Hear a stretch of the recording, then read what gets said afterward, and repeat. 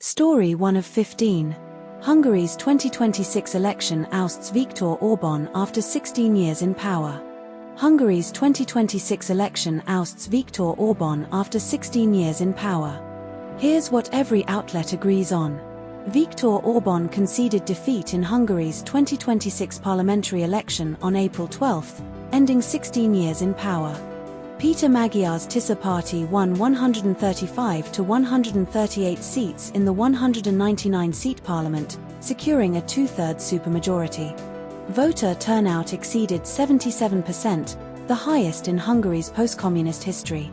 US Vice President J.D. Vance visited Budapest on April 7 to 8 to support Orbán, calling Trump on stage at a rally. Donald Trump repeatedly endorsed Orbán, including a Truth Social post on April 12 urging Hungarians to vote for him. But not all outlets told the same story. The Guardian and ABC report Orbán conceded defeat on April 12, but Article 11, Guardian, suggests polls were still all over the place before the vote. Article 1, Guardian, states Orbán's Fidesz party had 55 seats by midnight, while Article 12, SMH, claims 55 seats were counted at 8 a.m. Australian Eastern Standard Time, April 13, implying a discrepancy in timing or reporting. Article 1, Guardian, mentions Orbán's Fidesz party trailing by up to 20 percentage points, while Article 12, SMH, does not specify a margin but notes Magyar's victory was emphatic. This story was covered by ABC News, The Guardian, news.com.au, and Sydney Morning Herald. Story 2 of 15. Melania Trump denies Epstein ties in surprise White House statement. Melania Trump denies Epstein ties in surprise White House statement. Here's what every outlet agrees on. Melania Trump delivered a public statement from the White House on April 9, 2026, denying any relationship with Jeffrey Epstein or Ghislaine Maxwell. Melania Trump stated she first met Donald Trump by chance at a New York City party in 1998, and first crossed paths with Epstein in 2000 at an event with her husband. Melania Trump acknowledged a 2002 email exchange with Ghislaine Maxwell, calling it casual correspondence and describing her reply as trivial. The email exchange between Melania Trump and Ghislaine Maxwell included Melania signing off as Love, Melania, and Maxwell replying with Sweet Pea. Melania Trump called for Congress to hold public hearings for Epstein victims to testify under oath, saying each and every woman should have her day to tell her story in public. But not all outlets told the same story. The Guardian and The Age report that Donald Trump initially said he knew nothing about Melania's statement, but later clarified he knew she was upset about rumors, while Newscomm does not mention this clarification. The Guardian and The Age describe Melania Trump's email to Ghislaine Maxwell as friendly and complimentary, while Newscomm and ABC describe it as polite and trivial.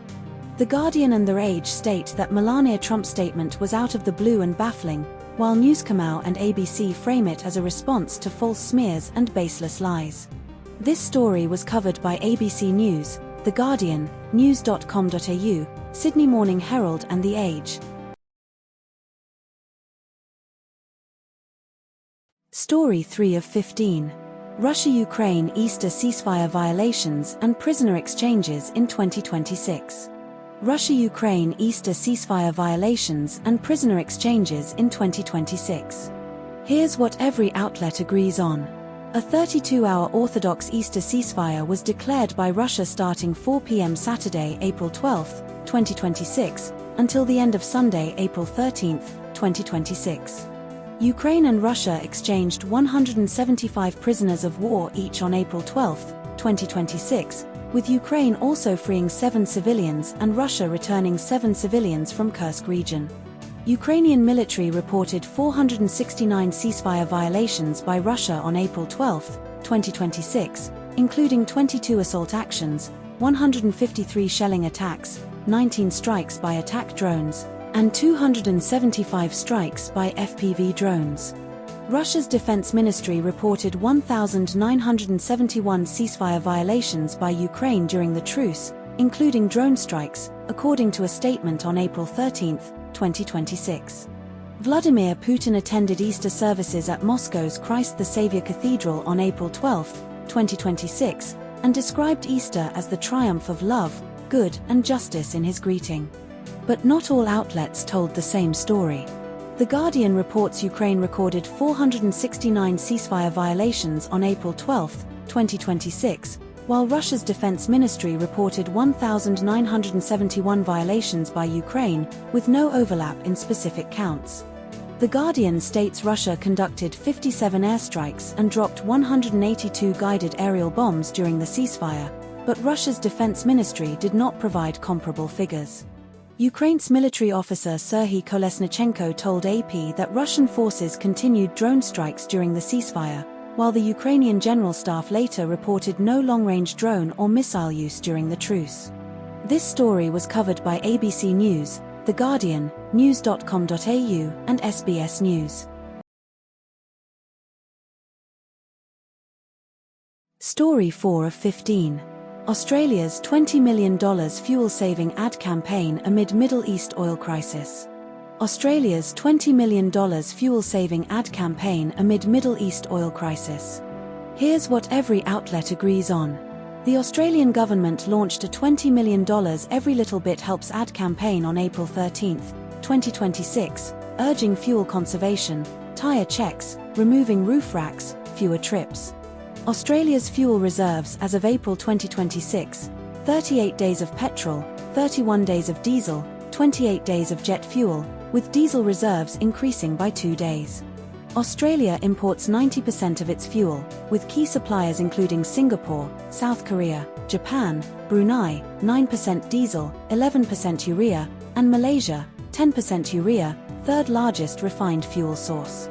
The National Fuel Security Plan has 4 levels. Australia is at Level 2, Keep Australia Moving, involving voluntary fuel conservation and precautionary supply measures. Prime Minister Anthony Albanese and Foreign Minister Penny Wong visited Brunei and Malaysia, April 2026, to secure fuel and fertilizer supplies amid Middle East disruptions. But not all outlets told the same story. News Kamau and ABC report diesel reserves increased by 2 days, to 31 days, but Guardian does not mention a change in diesel reserves. News Kamau states Brunei supplies 9% of Australia's diesel imports, while Guardian says Brunei supplies 9% of Australia's diesel imports but does not specify the percentage for refined fuel from Malaysia, only that it's the third largest source. News Kamau claims the Howard government's 2000 ad campaign cost $340 million, but no other source verifies this figure. This story was covered by ABC News, The Guardian, and news.com.au. Story 5 of 15. Australian sprinter Gout Gout breaks 200m national record under 20 seconds. Australian sprinter Gout Gout breaks 200m national record under 20 seconds. Here's what every outlet agrees on. Gout Gout ran 19.67 seconds in the 200-metre final at the 2026 Australian Athletics Championships in Sydney on April 13, 2026. Setting a new Australian national record and becoming the first Australian to legally break the 20-second barrier.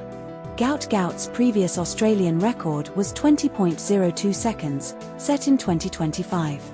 Gout Gout is 18 years old and his 19.67 second time is faster than Usain Bolt's time of 19.93 seconds at the same age, 18, in 2004. Aidan Murphy finished second in 19.88 seconds, also breaking 20 seconds for the first time, in the same race. Lachlan Kennedy withdrew from the 200-metre final after winning the 100m with 2 sub-10-second runs, 9.96s, earlier in the championships. But not all outlets told the same story. The Guardian and ABC mention that Gout Gout's time was initially recorded as 19.68 seconds before being revised to 19.67 seconds, but no other sources confirm this initial recording. The Guardian describes the conditions as blustery and changing minute to minute, while ABC and SMH describe them as windy and blustery but improving slightly during the event. This story was covered by ABC News, The Guardian, SBS News, Sydney Morning Herald and The Age. Story 6 of 15. US announces Strait of Hormuz blockade after failed Iran peace talks, escalating tensions. US announces Strait of Hormuz blockade after failed Iran peace talks, escalating tensions. Here's what every outlet agrees on.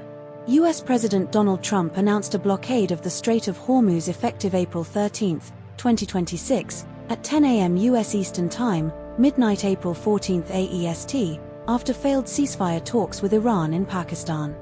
The Strait of Hormuz blockade aims to prevent all vessels entering or exiting Iranian ports, including those paying Iran's toll fees, while allowing transit to non-Iranian ports. Iran's Foreign Minister Abbas Araghchi stated that talks in Islamabad were inches away from a memorandum of understanding before breaking down due to maximalism, shifting goalposts, and blockade by the US. Iranian Parliament Speaker Mohammad Bagher Ghalibaf warned the US that Iran would not bow to threats, saying if they fight, we will fight, and if they come forward with logic, we will deal with logic. Oil prices spiked approximately 8% in early trading on April 13, 2026, following the blockade announcement, with Brent crude futures rising from around $60.70 per barrel in late February to over $100. But not all outlets told the same story. The Guardian states Iran has effectively closed the Strait of Hormuz since February 28, 2026, while the SMH and ABC describe it as a de facto closure with shipping traffic at a fraction of pre-war levels, but do not specify a start date. The ABC and SMH report Trump's blockade announcement as effective immediately with a 10 a.m. US Eastern Time start, while The Guardian does not specify a time but confirms the date. The Guardian implies the blockade is a response to Iran's asymmetric warfare tactics, while the SMH frames it as a direct retaliation to Iran's failure to open the strait after promising to do so. This story was covered by ABC News, The Guardian, and Sydney Morning Herald. Story 7 of 15. House fire in Queensland leaves 2 elderly residents missing. Crime scene investigation ongoing. House fire in Queensland leaves 2 elderly residents missing. Crime scene investigation ongoing. Here's what every outlet agrees on. 2 people in their 70s are missing after a house fire near Bundaberg, Queensland. The fire occurred at a property on Booyle Crossing Road in Goodnight, a remote rural area near Bundaberg. Emergency services were called to the fire at approximately 9:15 p.m. on Saturday, April 12, 2026. The single-story house was fully engulfed in flames upon arrival of emergency services, with the roof collapsing during the fire. 9 Queensland Fire Department crews, ABC, and 7 crews, Newscomau, were deployed to the scene. But not all outlets told the same story. ABC states 9 Queensland Fire Department crews were deployed, while Newscomau reports 7 crews were sent to the scene. ABC reports the fire was out by 11:30 p.m., while Newscomau states it was contained by about 10:30 p.m. This story was covered by ABC News and news.com.au. Story 8 of 15. Analysis of Euphoria Season 3 release, production delays, and critical reception. Analysis of Euphoria Season 3 release, production delays, and critical reception. Here's what every outlet agrees on. Euphoria Season 3 premiered in April 2026 after a 4-year hiatus since Season 2, 2022. Zendaya, Sydney Sweeney, Jacob Elordi, Alexa Demai, and Hunter Schafer are main cast members of Euphoria. Sam Levinson is the showrunner and creator of Euphoria, son of director Barry Levinson. Euphoria Season 3 jumps 5 years forward from Season 2, focusing on adult characters in their late 20s. Angus Cloud, who played Fezco, died in 2023 at age 25 from a drug overdose. But not all outlets told the same story. The ABC article states Season 2 averaged 6.6 million viewers, but The Guardian does not mention this specific number. The ABC describes Season 3's release as finally slated for April 2026, while The Guardian implies it may be the final season without confirming a definitive release date beyond the review period. The ABC highlights Rue's drug smuggling as a cinematic storyline, while The Guardian calls it gnarly and horrifically bleak. This story was covered by ABC News and The Guardian. Story 9 of 15. Nigerian military airstrike kills civilians in Northeast Market. Nigerian military airstrike kills civilians in Northeast Market. Here's what every outlet agrees on. A Nigerian Air Force strike on Jili Market, Yobe-Borno border, killed at least 100 civilians, including children, on April 13, 2026. The strike occurred in the village of Jili, near the border of Nigeria's Yobe and Borno states. Amnesty International confirmed the death toll via survivor accounts and hospital sources, calling for an independent investigation. The Nigerian military initially claimed the strike targeted Boko Haram militants in a terrorist enclave and logistics hub. At least 500 civilians have died in Nigerian military misfires since 2017, per an AP tally. But not all outlets told the same story. ABC cites a local councillor claiming over 200 deaths, while Amnesty International and Guardian report at least 100 deaths. ABC states the strike occurred on Saturday, April 13, but Guardian's timestamp is April 12, likely referring to the same event. ABC includes a quote from Isa Sonusi, Amnesty, saying we have their pictures and they include children, while Guardian does not repeat this detail. This story was covered by ABC News and The Guardian. Story 10 of 15. Donald Trump criticizes Pope Leo XIV over war, immigration, and foreign policy. Donald Trump criticizes Pope Leo XIV over war, immigration, and foreign policy. Here's what every outlet agrees on. Donald Trump called Pope Leo XIV weak and terrible in public statements on April 13, 2026, including a Truth Social post and remarks to reporters at Joint Base Andrews, Maryland. Pope Leo XIV criticized the US-Israel war in Iran, describing Trump's threat to destroy Iranian civilization as unacceptable and referencing biblical passages against war. Trump accused Pope Leo of catering to the radical left and being a very liberal person in his April 13 comments. Pope Leo XIV is the first American pope and is scheduled to leave for an 11-day trip to Africa, Algeria, Cameroon, Angola, Equatorial Guinea, on April 14, 2026. Trump referenced the 2024 US election, claiming he won in a landslide, 55% of Catholic voters per AP Votecast, and accused Pope Leo of only being elected because he was an American. But not all outlets told the same story. The Guardian states Trump's social media post was made on Sunday night, while ABC does not specify the exact time but confirms it was April 13, 2026. ABC reports Pope Leo's African trip is 10 days, while The Guardian states it is 11 days. The Guardian includes a quote from Trump saying, "He likes crime, I guess," which is not mentioned in ABC's article. This story was covered by ABC News, The Guardian, and SBS News. Story 11 of 15. Australia appoints new Defence Force Chief and first female Army Chief. Australia appoints new Defence Force Chief and first female Army Chief. Here's what every outlet agrees on. Vice Admiral Mark Hammond was appointed as the new Chief of the Australian Defence Force, replacing Admiral David Johnston, who will retire in July 2026. Lieutenant General Susan Coyle was appointed as the first female Chief of Army, replacing Lieutenant General Simon Stewart, who will also retire in July 2026. Defence Minister Richard Marles described Susan Coyle as a standout candidate and called her appointment a deeply historic moment for women in the ADF. Vice Admiral Mark Hammond has spent 40 years in the Navy, including as a submarine commander, and was previously the Chief of Navy. Rear Admiral Matthew Buckley will replace Vice Admiral Hammond as the Chief of Navy. But not all outlets told the same story. The ABC and News.com.au mention Vice Admiral Hammond's response to potential US blockade requests in the Strait of Hormuz, but only News.com.au explicitly states that there's been no such request as yet from the US government. The ABC and Guardian mention Vice Admiral Hammond's 40 years in the Navy, but only The Guardian specifies he joined in 1986 as an electronics technician before becoming an officer in 1988. This story was covered by ABC News, The Guardian, and News.com.au.